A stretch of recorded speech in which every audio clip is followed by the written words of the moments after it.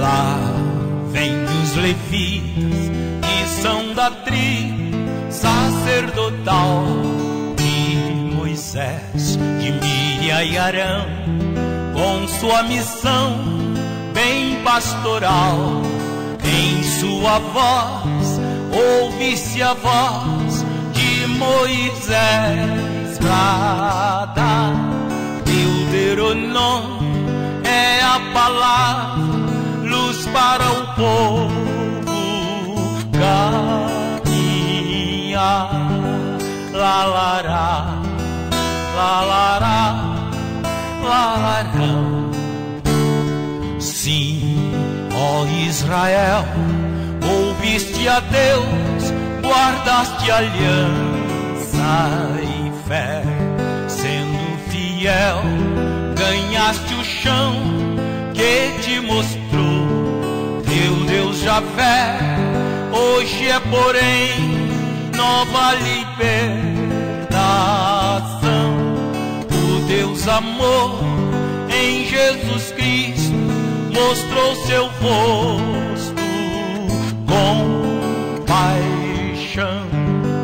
Lá, lará, lá, lará, lá, lará. Não foi para si, foi para nós que Deus sonhou este mundo.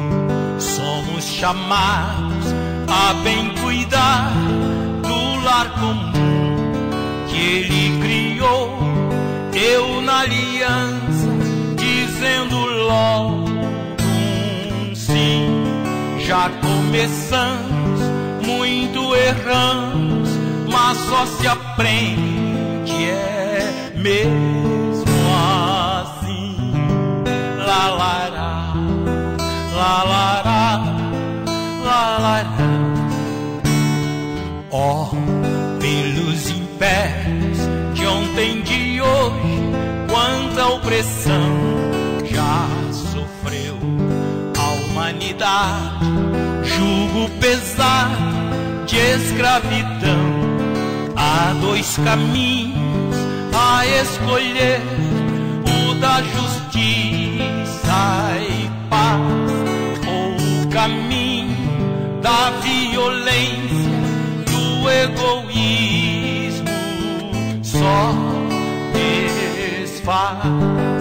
Lá, lará, lá, lará, lá, lará. Luz que Deus acende de cada um no coração já brilhou, porém precisa ser protegida da escuridão, dos vendavais, mitos sociais, pois a ambição seduz. Vem destas feras, o sol se põe, mas logo a aurora vem reluz. Lá, lará, lá, lará, lá, lará. Sim, Deus é um só, mas Ele fala a cada um de seu jeito, sabe entender cada cultura como ninguém. Sendo pai e mãe, sabe esperar, na hora Ele chamou. Abre os seus braços a quem voltou, pediu respeito a quem ficou. Lá, lará, lá, lará, lá, lará.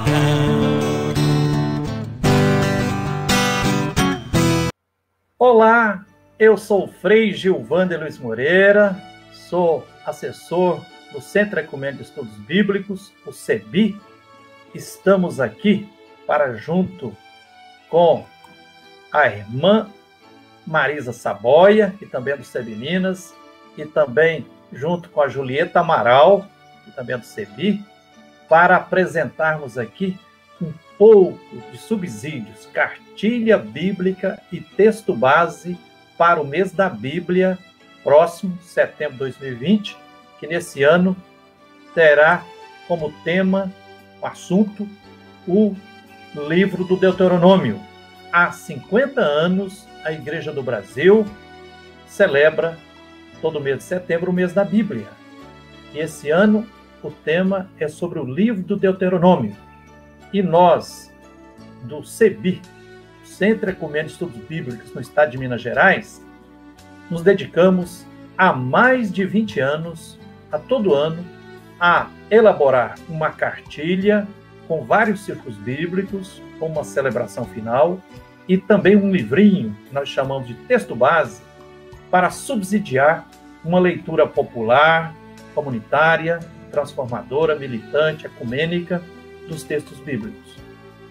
Porque estamos numa época em que nós estamos percebendo que o nome de Deus, infelizmente, está sendo usado e abusado de muitas formas, infelizmente, para justificar preconceitos, discriminações, fascismos, para votar em quem está matando o povo. Ninguém tem a autorização para torturar texto bíblico, para fazer os textos falar aquilo que eles querem falar, exatamente o contrário. Não pode, né? Nós temos que buscar sempre resgatar o sentido mais sensato dos textos bíblicos. No texto base do mês da Bíblia, sobre o livro do Deuteronômio, esse ano, nós estamos já na iminência de mandar para a gráfica um livrinho que terá como título Deuteronômio, a pregação dos levitas, resgatando ideias do Êxodo em plena monarquia. Uma leitura do livro do Deuteronômio feita pelo CEBI MG. E aí, 6 assessores e assessoras do CEBI Minas estão contribuindo na elaboração desse texto base. No primeiro artigo, o Frei Jacir de Freitas Faria falará sobre Deuteronômio, contexto, autoria e outras noções básicas. Em outro artigo, a Vânia Fonseca refletirá sobre Deuteronômio, um povo que tem Deus por guia, sempre na busca de justiça e paz. Eu, Frei Gilvander, também escrevi um artigo que constará desse texto base e que tem como título Deuteronômio, se há empobrecidos, é sinal de aliança rompida com Javé, Deus solidário e libertador.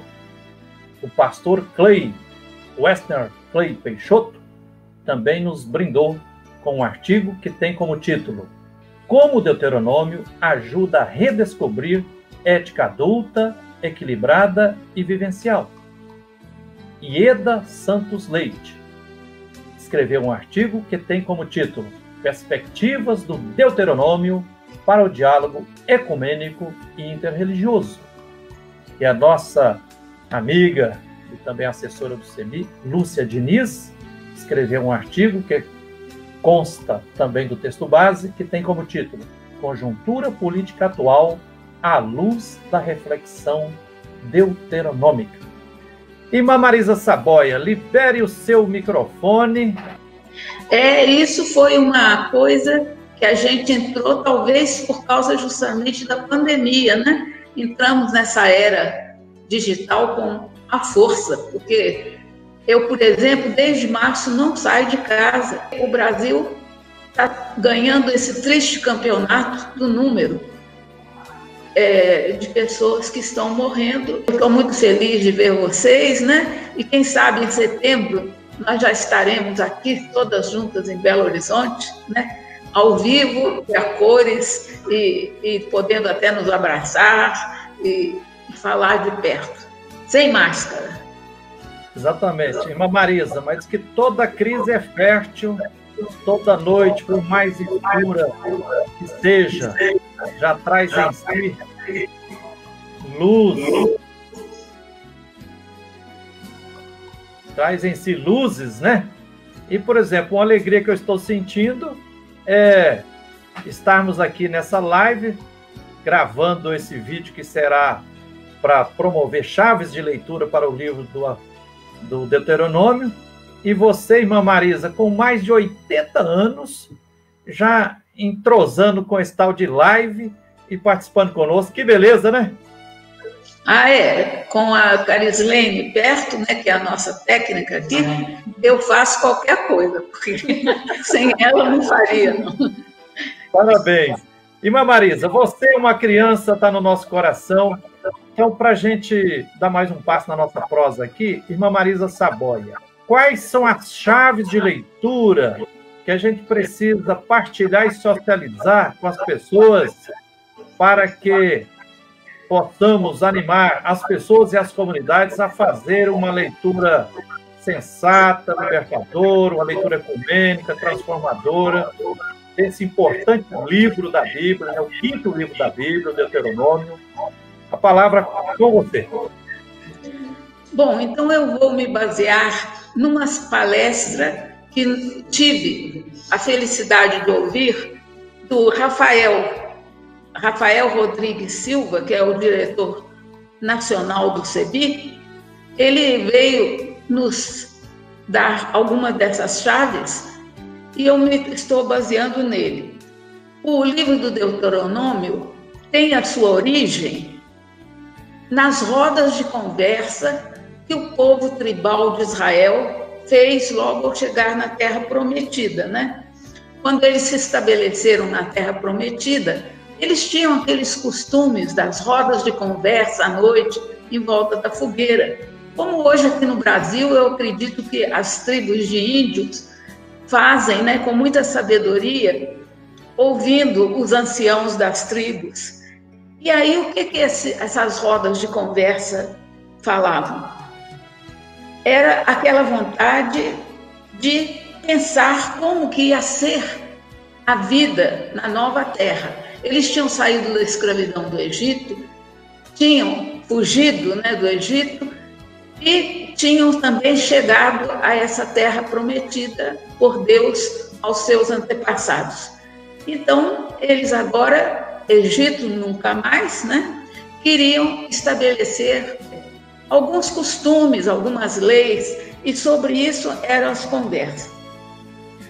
E certamente, quando essas rodas de conversa aconteciam, havia sempre algum levita por perto, porque a tribo de Levi, que era a tribo de Moisés e de seus irmãos Miriam e Arã, foram encarregada por Moisés, amando de Deus, de ser a tribo que acompanharia o povo como catequista, e os levitas eram também catequistas itinerantes, e queriam manter o povo naquela disposição de libertar-se de qualquer escravidão, não é?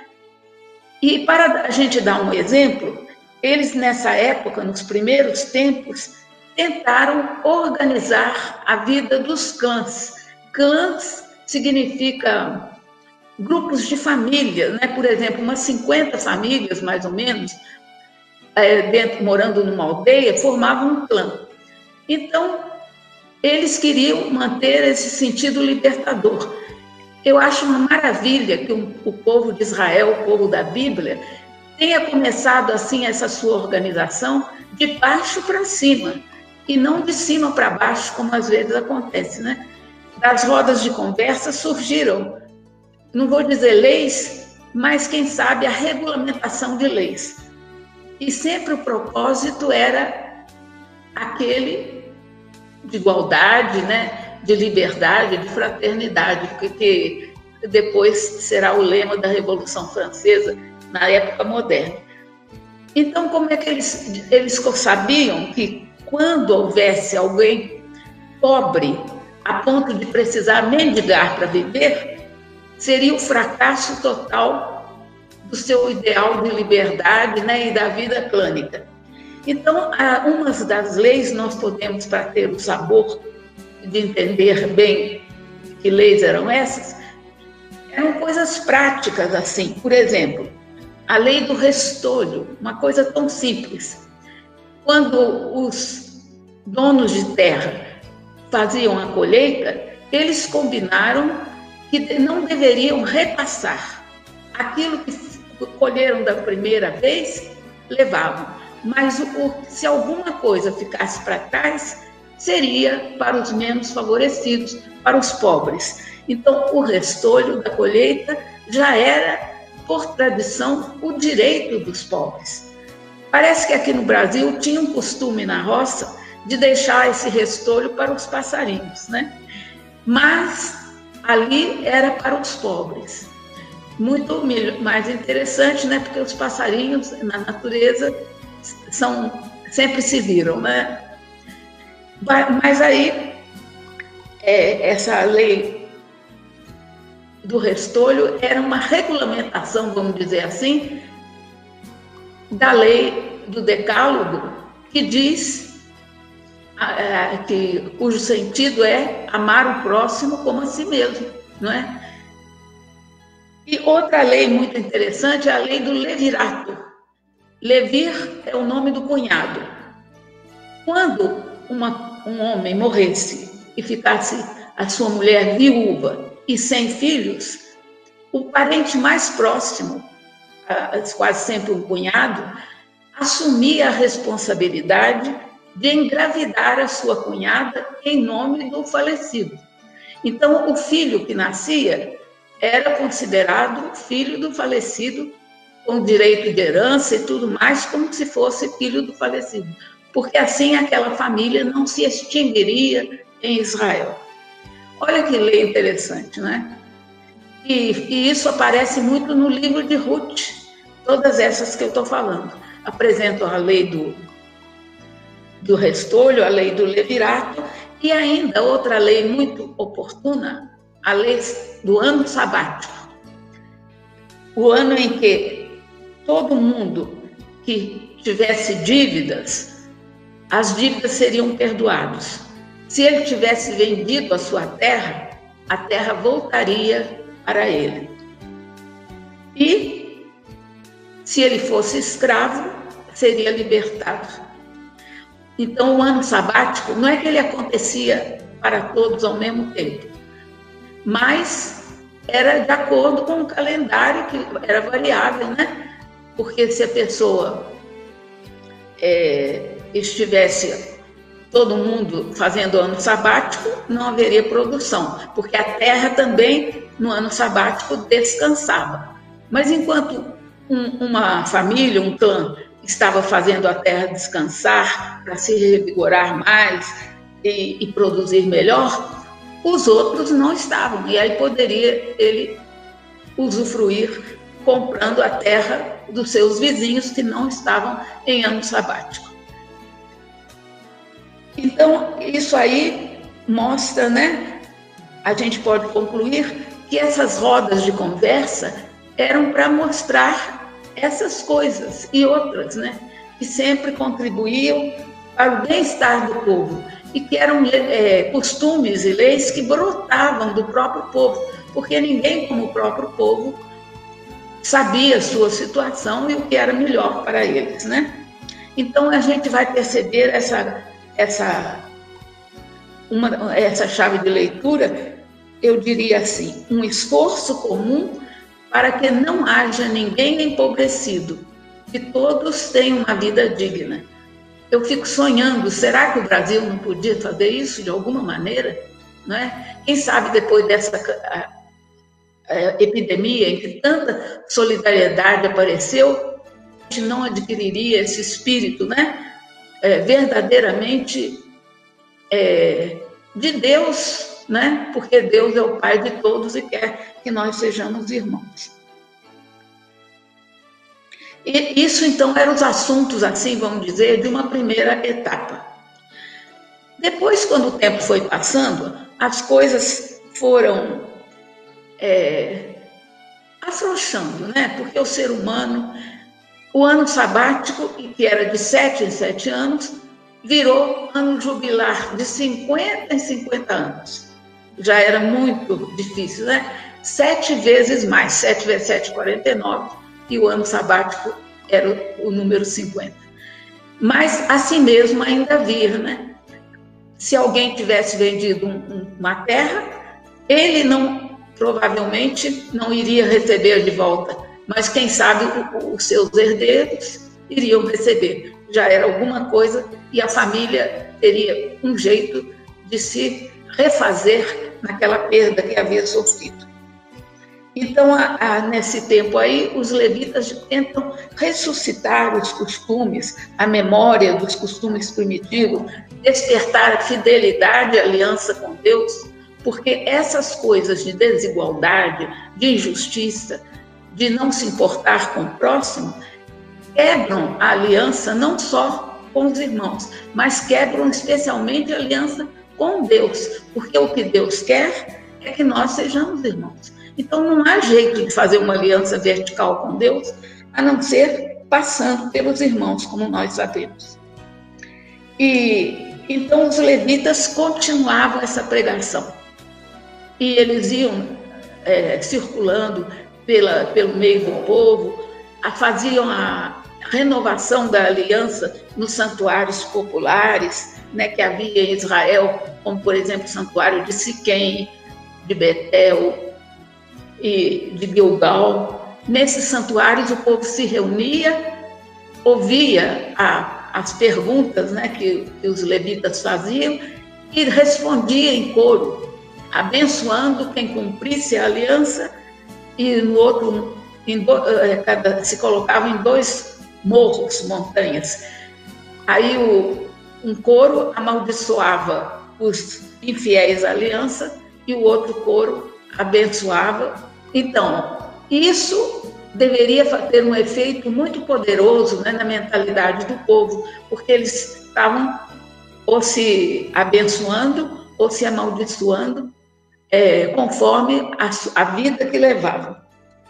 E assim havia sempre uma renovação daquela fé e daqueles costumes tribais que eram tão bonitos, e que os nossos índios, eu gosto de lembrar disso, ainda conservam. Um índio, quando planta, ele não planta só para si, eles plantam em comum para toda a tribo. Um índio, quando caça, ele não chega em casa e leva a sua caça para a sua oca, não. Há uma distribuição de acordo com o tamanho da família. Se um não tiver caçado nada, não é por isso que ele vai ficar sem a sua caça. Então, essa mentalidade tribal é uma coisa que a civilização deveria aprender, né? São coisas da sabedoria dos nossos povos originários que vamos dizer, conservaram, né?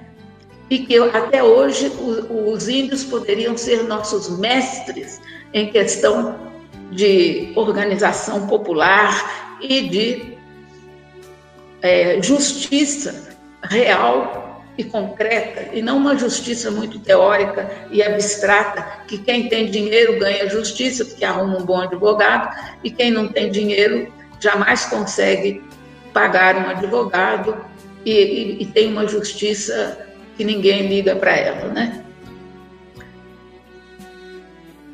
Apesar de todo o esforço dos defensores públicos que trabalham, eu conheço muitos defensores públicos que trabalham bem pelos mais pobres. Agora, por exemplo, uma me falou que ela estava fazendo assim, ensinando ao povo como pedir ajuda emergencial ao governo, porque é tudo muito difícil, né? Tem que colocar coisas na internet. Quanta gente pobre não tem internet em casa, né? Então, e tem que ter CPF. Quanta gente no Brasil não tem CPF? Quer dizer, o meio para conseguir ajuda emergencial e outras ajudas está ficando, às vezes, deixando de fora os que mais precisam. Enquanto os foragidos de certos presídios, muito espertos, conseguem ajuda emergencial. Olha que ironia, né? Conseguem. Eu sei que já está prometido que isso vai ser sanado, mas até acontecer, se não houvesse aquela solidariedade entre vizinhos, eu acho que muita gente ia morrer de fome. Bom, agora, esse então é o segundo momento, né, em que os levitas enfrentar um momento em que as coisas estão afrouxando e eles tentam colocar de novo, pelo menos, alguma coisa dos ideais do Êxodo. Agora, quando vem a monarquia, pouco a pouco isso foi ficando cada vez mais difícil. Aí vem um outro grupo que vai ajudar os levitas, os profetas. E o que eles fazem? Junto com os levitas, eles denunciam problemas, propõem saídas, alertam o povo contra a ganância dos poderosos, que são muito falados, né? Basta pensar no profeta Amós e outros, como Oséias e os profetas do norte, Elias, Eliseu, Amós, Oséias e muitos outros que ainda nem escreviam, outros eram profetas escritores, tinham livros. E eles falavam contra governantes que eram injustos, contra comerciantes que não vendiam de acordo com o peso real das balanças, contra os juízes corruptos, contra os ricos opressores. Tudo isso se foi constituindo, então, numa grande tradição oral. Era a tradição levítico-sacerdotal, daquele clero do interior, o clero popular dos santuários do interior. Diferente do clero lá de Jerusalém, da capital, né? Que era, e também do clero da Samaria, que era a capital do Reino do Norte, que era um sacerdócio mais importante, mas que não se preocupava muito com o povo. Se preocupava em profetizar a favor do rei, né? Então, são os falsos profetas da corte e os verdadeiros profetas do interior, e os levitas também colaborando com esses dois grupos. Esses dois, não estou me referindo, claro, ao da corte, não. Os levitas e os profetas verdadeiros do interior, ao lado do povo. Profeta da corte que foi bom, acho que quase só Isaías, não sei se tem mais algum, que chamava também, certamente deve ter, sim, a atenção dos reis, né? Lembra do profeta Natan, que chegava na frente de Davi e dizia para ele: você é esse homem que pecou contra o seu irmão, e fez Davi se arrepender, né? E escrever aquele belo Salmo 50, em que Davi pede perdão dos seus crimes, que apesar de ser o santo rei Davi, ele cometeu crimes contra o povo. Então, tratava-se então de uma tradição oral até então. Mas aí a monarquia vai fazer o favor, dizendo isso ironicamente, de transformar em livro a tradição levítica que hoje é o livro do Deuteronômio. Eles fizeram a redação final. Certamente já havia coisas escritas, especialmente no norte, que era uma profecia mais forte. E talvez alguma coisa tenha sido trazida para o sul na hora que o Reino do Norte foi destruído pela Babilônia no ano 722 a.C. Mas aí alguém trouxe, e o rei Josias, 100 anos depois desse acontecimento da queda do Reino do Norte, foi descoberto no reinado de Josias um manuscrito que estava lá no templo. Muita gente acha que não foi assim descoberto por acaso. Certamente foram os próprios levitas, que não eram nada bobos, que colocaram lá o manuscrito vindo do norte, melhorado talvez por outros, e até no próprio sul depois melhorado, aumentado, evoluído, né? E aí essa ficou sendo a versão final do livro do Deuteronômio. Não é? Só que a gente hoje, lendo o Deuteronômio, quase fica difícil encontrar aquele clima das rodas de conversa. O que a gente encontra é mais a parte que foi escrita puxando a brasa para o lado da monarquia. Por exemplo, a questão da centralização, que se torna muito importante, né?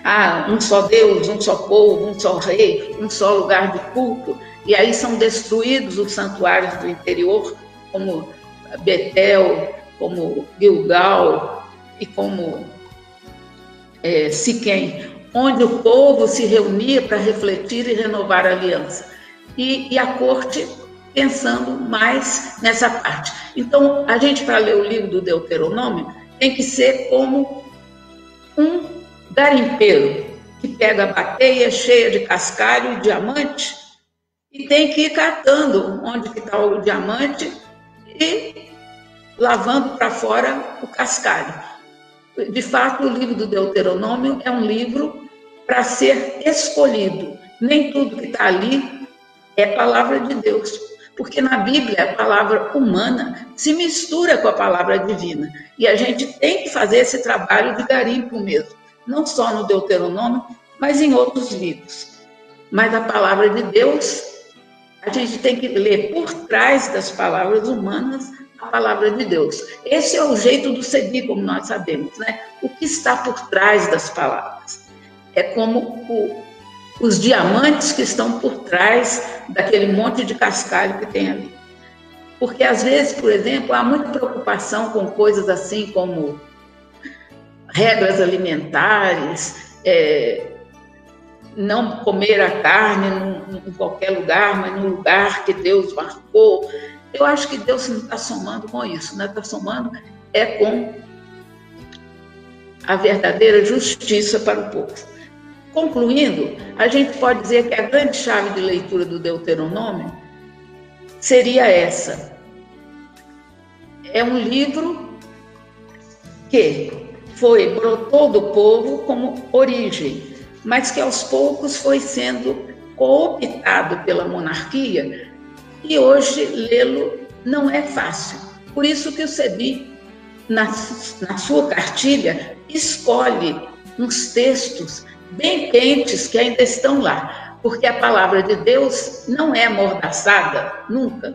Mesmo estando no meio de outras palavras que exaltam a monarquia, que querem centralizar tudo, a Páscoa, por exemplo, que era uma celebração familiar, passa a ser feita só em Jerusalém. Todo mundo tinha que ir a Jerusalém para imolar o cordeiro pascal e celebrar a Páscoa.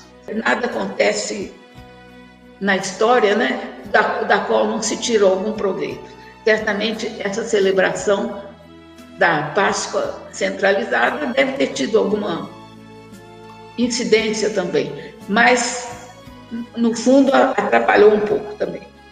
Resumindo, então, para concluir essa minha chave de leitura, o Deuteronômio é um livro que se foi construindo através das épocas históricas de Israel. Ele não ficou pronto de uma vez, mas é interessante que há um estilo único, porque os levitas falavam como Moisés falava, e eles faziam questão de usar certas expressões, como, por exemplo, a terra que o Senhor deu aos vossos pais. Isso toda hora aparece. Essas palavras dos levitas, então, sempre conservam o seu valor. Então, essa vasta coleção das pregações dos levitas itinerantes e catequistas do povo criticam as relações sociais corrompidas, anuncia o caminho para a conversão, a fim de haver fidelidade e aliança. Olha aí, são palavras fortes, né? Justiça, aliança, conversão, relações corrompidas, porque a justiça verdadeira é mudar as nossas relações. E aí essas expressões a gente encontra no livro de Ivo Storniolo, da Paulus, Como Ler o Livro do Deuteronômio. Escolher a vida ou a morte, porque a vida, esse texto também está aí no Deuteronômio. Eu pus diante de ti a vida e a morte. Escolhe, pois, a vida. São dois caminhos que nós podemos seguir. O caminho da solidariedade e o caminho do egoísmo. O caminho da morte, que é o egoísmo, ou o caminho da vida. Mas Deus afirma e exorta: escolhe, pois, a vida. Portanto, Deuteronômio, ele não é um livro de leis. A parte legal dele é do capítulo 12 até o capítulo, o fim do capítulo 26, 12 a 26. Aí está o código Deuteronômio. Mas mesmo assim não é numa linguagem jurídica, é numa linguagem de pregação, motivando, exortando, esclarecendo as pessoas. Não é aquela linguagem de leis.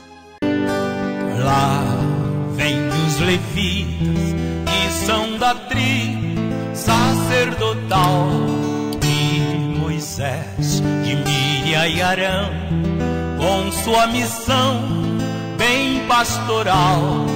Em sua voz ouve-se a voz de Moisés brada. Deuteronômio é a palavra, luz para o povo caminhar. La la la, la la la, la la la. Sim, ó Israel, ouviste a Deus, guardaste aliança e fé, sendo fiel, ganhaste o chão que te mostrou teu Deus Javé. Hoje é, porém, nova libertação. O Deus amor em Jesus Cristo mostrou seu rosto com paixão. La la la, la la la, la la la. Não foi para si, foi para nós que Deus sonhou este mundo. Somos chamados a bem cuidar do lar comum que Ele criou. Eu na aliança, dizendo logo um sim. Já começamos, muito erramos, mas só se aprende, é mesmo assim. La la la, la la la, la la la. Ó, pelos impérios de ontem, de hoje, quanta opressão já sofreu a humanidade, jugo pesado de escravidão. Há dois caminhos a escolher, o da justiça e paz, ou o caminho da violência, do egoísmo, só desfaz. La la la, la la la, la la la. Luz que Deus acende de cada um no coração já brilhou, porém precisa ser protegida da escuridão dos vendavais, mitos sociais, pois a ambição seduz. Vem destas férias, o sol se põe, mas logo a aurora vem reluz. La la la, la la la, la la la.